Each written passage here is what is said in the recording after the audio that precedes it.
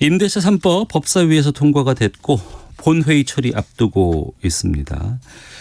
뭐가 바뀌었는지 또 바뀌면 어떤 것들이 달라지는지 살펴보도록 하겠습니다.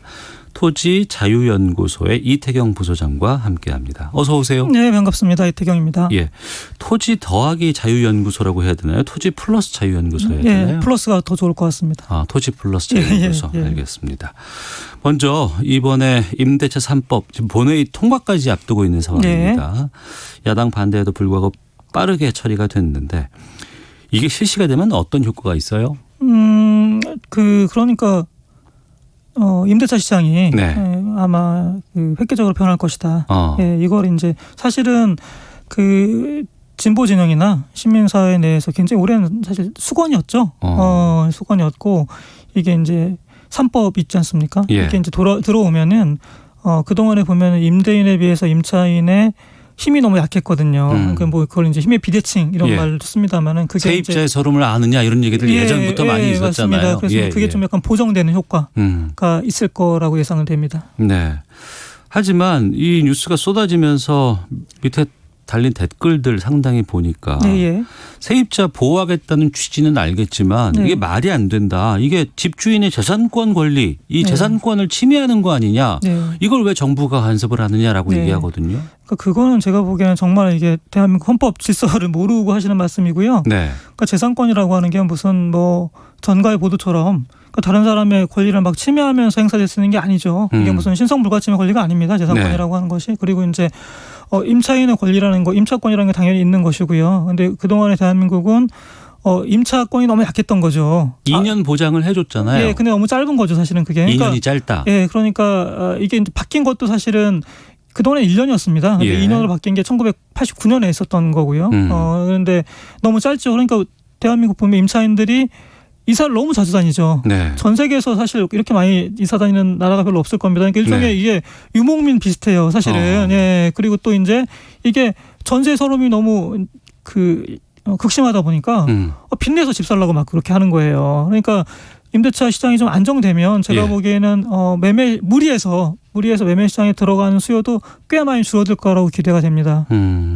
하나씩 좀 구체적인 내용 보겠습니다. 임대차 3법 이렇게 지금 칭하고는 있습니다만 구체적인 게 전월세 신고제, 또 전월세 상한제, 계약갱신 청구권제 이렇게 지금 그렇습니다. 보면 될 것 같습니다. 이걸 좀 하나씩 좀 정리해 주시죠. 그러니까 이건 전월세 신고제부터. 전월세 신고제는 주택임대차 보호법에서 규율하고 있는 것은 아니고요. 부동산 거래 신고 등에 관한 법률이라는 게 있는데 이제 거기서 한 거죠. 이제 이거는 하루 앞서서 28일이죠. 그때 이제 상임위를 통과했는데 이거는 쉽게 말하자면 그런 겁니다.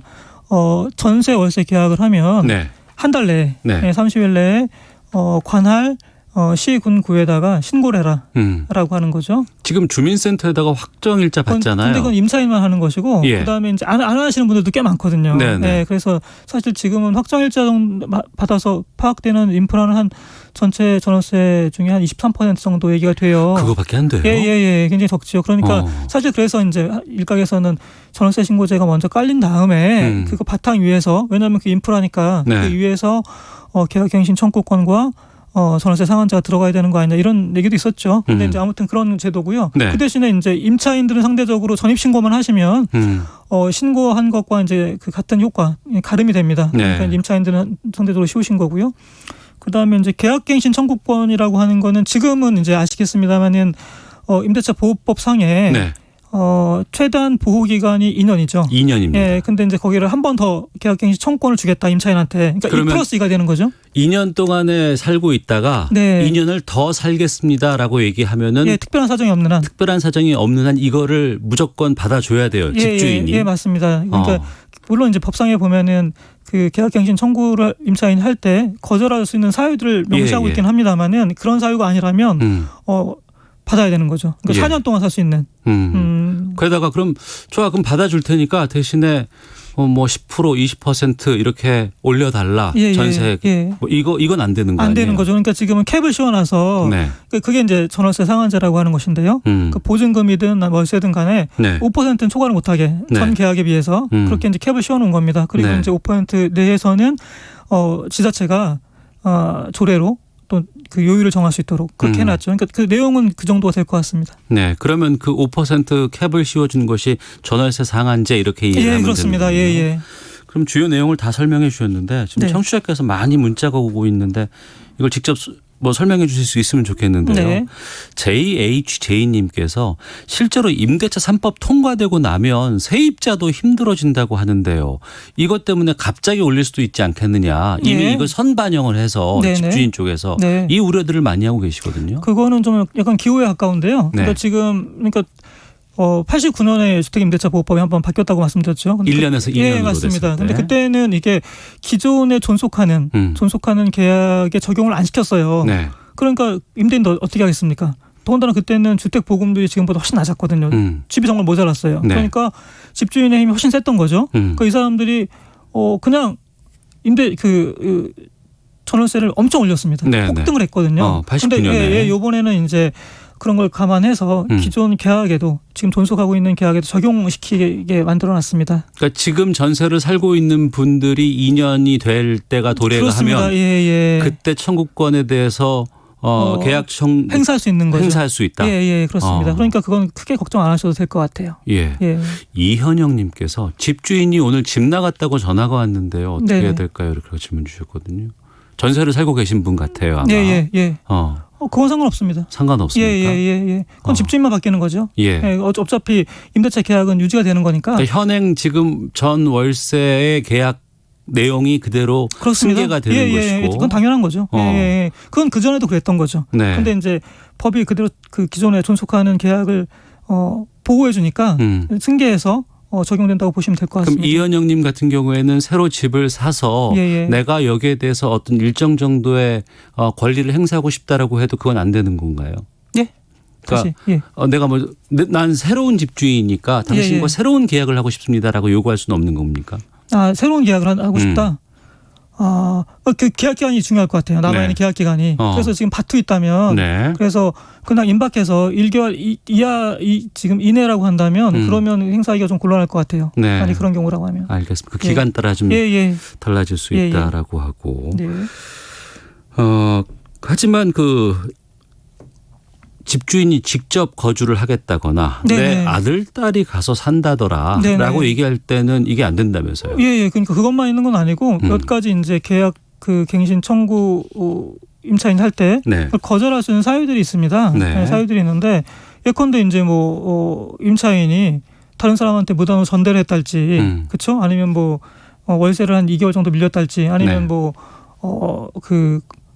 주택을 굉장히 많이 훼손했달지, 아니면 이제 안전에 우려가 있어서 재건축을 해야 된달지, 이런 경우에는 이제 당연히 그야말로 특별한 경우고 그런 경우 누구나 다 이해할 수 있는 거지 않습니까? 그런 건데 지금 이런 경우 그러니까 내가 살겠다 내지는 좀 나의 아들 부모가 살겠다라고 말을 하면서 실제로는 그렇게 하지 않고 이제 다른 사람한테 임대를 해버리는 경우죠. 그러니까 지금 9559님께서 그 질문 주셨는데 그렇게 하는 경우에는 이제 손해배상 청구권을 행사할 수 있도록 임차인한테 그렇게 법이 규정돼 있습니다. 그런데 그 손해배상 청구하는 거 되게 복잡하고 변호사 사야 되고 막 이런 거 아닌가요? 그런 문제가 좀 있긴 하죠. 근데 이제 그렇더라도 그 권리가 생긴 거니까 굉장히 중요한 의미가 있고요. 근데 중요한 거는 지금 법상에 계약갱신 청구권을 거절할 수 있는 사유 중에서 손해배상 청구권을 인정하는 사유는 유일하게 이것만 지금 적용이 됩니다. 다른 건 적용이 안 되고요.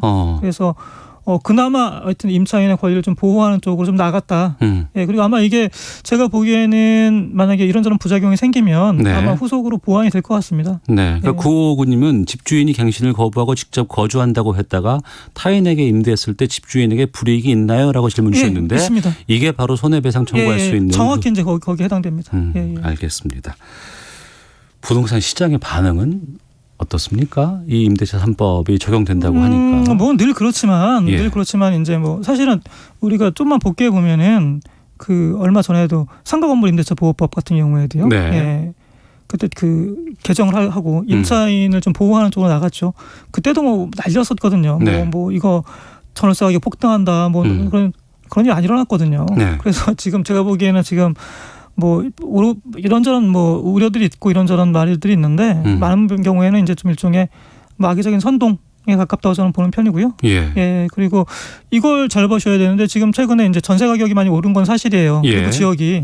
근데 그럼 이게 임대차 보호 3법 때문에 그런 거냐? 예. 전혀 아니고요. 전혀 아니고 금리가 너무 낮지 않습니까? 예. 금리가 너무 낮으면 다주택자들 입장에서는 이거를 전세로 갖고 있는 게 별로 의미가 없어요. 네. 그러니까 월세로 빨리 돌리거든요. 그래서 이제 전세 매물이 줄었다, 네. 공급이 줄었다고 하는 게 하나 있고요. 예. 그다음에 또 하나 측면은 최근에 이제 가격이 서울 같은 경우는 많이 급등했지 않습니까? 그렇게 되면 되게 보면은 전세를 끼고 매수하는 경우가 많습니다. 그렇죠. 대출 받고 전세 끼고 해서 내 돈 그렇죠. 얼마 들이지 않고서 집을 맞습니다. 사는 경우. 예, 그게 뭐 갭투기 이렇게 말하는 예. 건데, 근데 이제 그렇게 하면 그런 경우에 전세를 많이 가격 올리거든요. 그러니까 그것 때문에 그 두 가지 요인이 더 컸다라고 네. 보시는 게 맞을 것 같아요. 네. 8619님께서 현재 살고 있는 세입자가 있는데 4년이 넘었습니다. 지금 이미. 예. 이번 계약 기간 끝나면 세입자 교체할 수 있습니까?라고 질문 주셨거든요. 이 법 적용 받습니다. 그래도.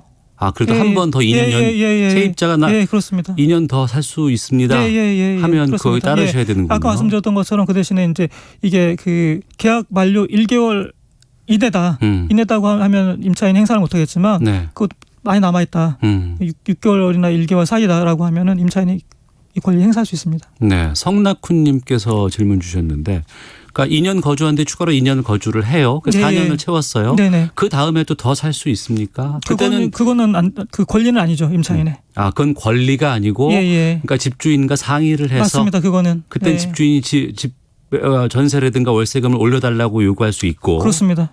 그거는 이제 5% 캡 밖에 있는 거죠. 그건 캡 밖에 있다. 예, 그렇습니다. 현재까지는 4년이. 그리고 난 더 이상 당신하고 뭐 계약 연장 안 하고 싶다라고 네. 하면 이제 임차인이 방법이 없는 거죠. 알겠습니다. 허영자님은 이건 어떤 의미인지 저도 이제 문자로 확인하기가 좀 쉽지 않을 것 같은데, 전세를 주는 것도 힘듭니다. 집주인도 세입자가 바뀔 때마다 큰 돈이 들어갑니다라고 해서 세입자가 바뀔 때마다 뭐 리모델링을 한다거나 아니면 인테리어를 좀 한다거나 뭐 도배를 한다거나 이 얘기를 하시는 건지 아니면 글쎄 잘 모르겠네요. 저도 무슨 말인지 잘 모르겠습니다. 예, 좀 더 좀 남겨주시면 저희가 말씀 좀 여쭤보도록 하고요. 그러면 이 임대차 3법이 통과되면 전월세 시장은 안정될까요? 그러니까 일시적인 마찰은 있을 것 같아요. 그런데 저는 이제 말씀드리고 싶은 게 지금의 어떤 전세 가격 불안이라고 하는 게 임대차 보호법 3법하고는 무관하다, 같지 않다라고 하는 거 분명히 말씀드리고요. 그다음에 일시적 마찰이 있겠지만 결국엔 시장에서 안착을 할 겁니다. 그러니까 처음 우리가 가는 길은 굉장히 이제 미지수고 불안하고 혼란이 있어 보이지만 결국에는 이제 안정을 찾거든요. 그래서 시간이 결국에는 해결해 줄 문제다 이렇게 봅니다.